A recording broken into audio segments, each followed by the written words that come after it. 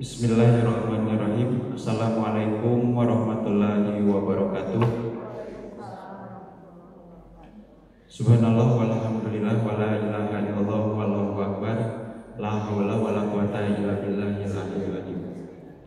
Allahumma sholli ala sayyidina Muhammad wa ala ali sayyidina Muhammad sallallahu ala Muhammad.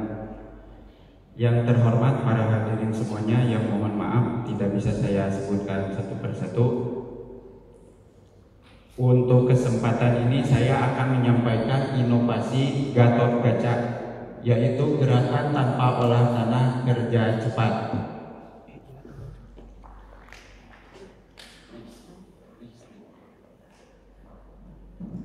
Latar belakang terciptanya inovasi Gatotkaca ini yaitu yang pertama, semakin sulitnya operator traktor.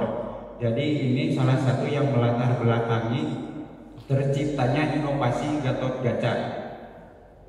Untuk di wilayah kami, khususnya untuk di Kecamatan Ciamis, untuk beberapa tahun kebelakang kami mengalami kendala kesulitan operator traktor, sehingga dalam satu hamparan itu petani tidak semuanya bisa melakukan penanaman atau melakukan budidaya tanaman padi. Kemudian latar belakang yang selanjutnya, biaya produksi tidak sebanding dengan hasil produksi. Itu merupakan suatu hal yang selalu dikeluhkan oleh petani. Ternyata biaya pengeluaran itu kadang-kadang lebih tinggi daripada hasil produksi yang didapat oleh para petani. Yang selanjutnya, kualitas lahan semakin menurun. Kalau untuk hal ini mungkin semua orang juga sudah mengetahui bahwa keadaan atau kondisi lahan di mana-mana rata-rata sekarang kualitasnya semakin menurun. Dan yang terakhir yang menjadi latar belakang terciptanya inovasi Gatotkaca ini, hasil produksi kurang maksimal. Kita ketahui bahwa dari setiap musim ke musim ternyata hasil panen khususnya untuk budidaya tanaman padi itu hasilnya semakin menurun. Bahkan tidak ada peningkatan sama sekali. Lanjut. Tujuan dan manfaat inovasi mengatasi kesulitan operator traktor itu merupakan tujuannya. Kemudian tujuannya menekan biaya produksi yang selalu membebani petani. Yang selanjutnya memperbaiki lahan pertanian. Kemudian yang selanjutnya meregenerasi petani. Nah, manfaatnya dari inovasi Gatotkaca ini yaitu petani alhamdulillah sekarang bisa melakukan tanam serempak. Walaupun dalam kondisi kita masih kesulitan operator, contohnya dalam hamparan 1 hektar operator itu hanya mampu melakukan pengolahan lahan sebatas 300 batang. Untuk yang sisanya, petani itu menerapkan inovasi Gatotkaca tanpa melakukan pengolahan tanah, tetapi petani tetap bisa melakukan budidaya, melakukan penanaman padi. Kemudian biaya produksi alhamdulillah menjadi rendah setelah adanya inovasi Gatotkaca ini. Hasil produksi alhamdulillah semakin meningkat dan lahan pertanian menjadi subur.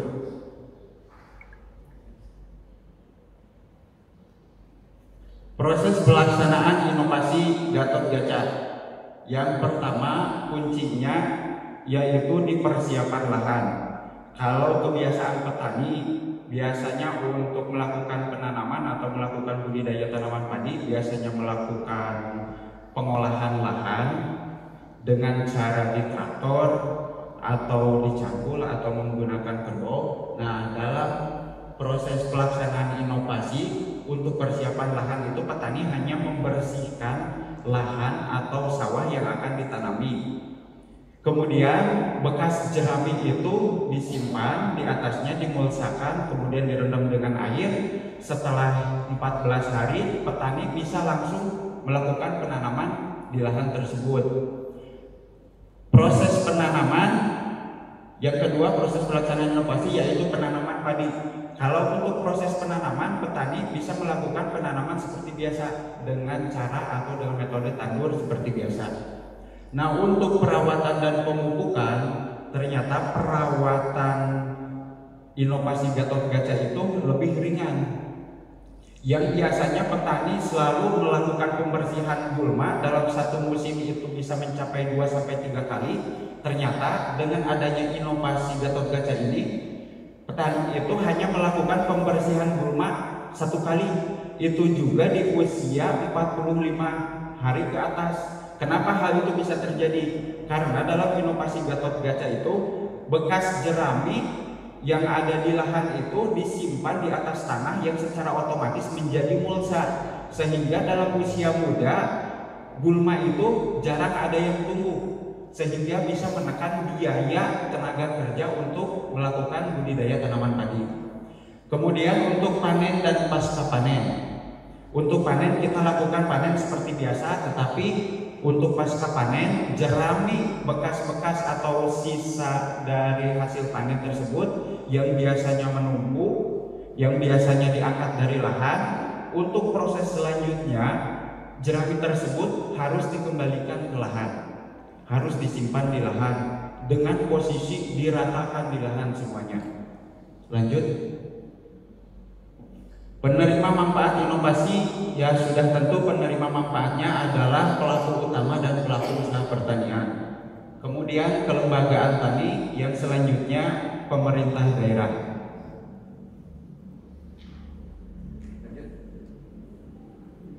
Dampak pelaksanaan inovasi. Kondisi sebelum inovasi dan kondisi setelah inovasi. Data ini saya ambil berdasarkan hasil analisa usaha.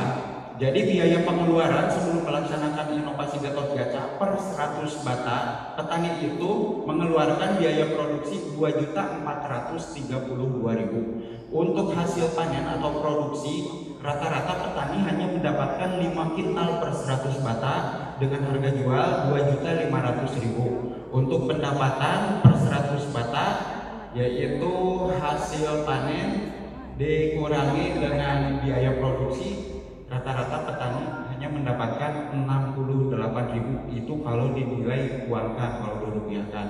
Nah, setelah melakukan inovasi Gatot-Kaca, biaya pengeluaran per 100 bata itu 1.051.000. Kemudian hasil panen atau produksi meningkat menjadi 7 kintal per 100 bata dengan pendapatan 3.500.000. Nah, untuk pendapatan bersihnya per 100 bata 2.449.000. Lanjut.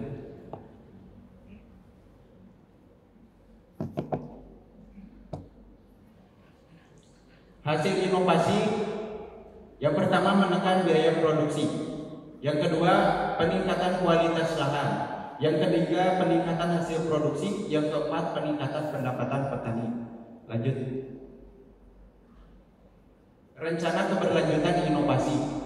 Yang pertama itu menguatkan dukungan dari pemerintah daerah, kemudian melakukan pembinaan dan pendampingan kelompok tani dan gapoktan, yang selanjutnya menyebarkan informasi melalui media sosial, dan yang selanjutnya saya tetap melakukan monitoring dan evaluasi inovasi Gatot-Kaca yang dilaksanakan. Jadi alhamdulillah setelah beberapa musim saya memulai inovasi Gatot-Kaca ini sejak bulan Oktober tahun 2022. Alhamdulillah saya selalu melakukan evaluasi dari setiap musim ke musim, dan kita menemukan terobosan-terobosan atau pembaharuan-pembaharuan untuk tetap bisa melaksanakan inovasi Gatot-Kaca ini.